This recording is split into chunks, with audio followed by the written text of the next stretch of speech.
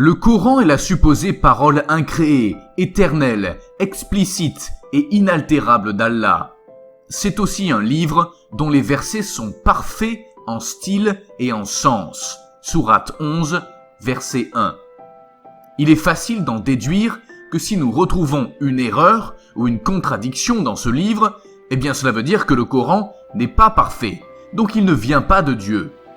Pourtant, il suffit d'une simple recherche sur Internet pour constater les nombreuses erreurs historiques, scientifiques, grammaticales, contenues dans ce faux livre sacré, et c'est sans compter les nombreuses contradictions.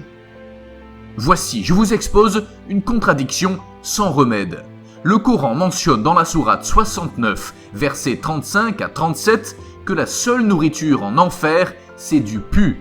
Les versets disent « Il n'a pour lui ici, aujourd'hui, point d'amis chaleureux pour le protéger, ni d'autre nourriture que du pu, que seuls les fautifs mangeront. » Comme vous pouvez le constater, il est clair qu'il n'y a pas d'autre nourriture que du pu en enfer, selon le Coran.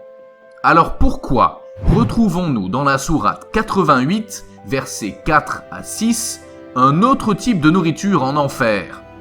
Voici les versets en question. Ils brûleront dans un feu ardent et seront abreuvés d'une source bouillante. Il n'y aura pour eux d'autre nourriture que des plantes épineuses d'Ari. Voilà, la preuve est faite, il y a bien une contradiction, donc ce livre ne provient pas de Dieu. Dans la sourate 69, la seule nourriture c'est du pu, mais voilà que dans la sourate 88, c'est maintenant que des plantes épineuses d'Ari. Qui peut affirmer le contraire ? Les versets des sourates mentionnées ne sont pas des erreurs de traduction ou d'interprétation. Les traductions des versets ont été vérifiées à partir de l'arabe. Les musulmans font face à un dilemme et il n'y a pas d'échappatoire possible pour eux.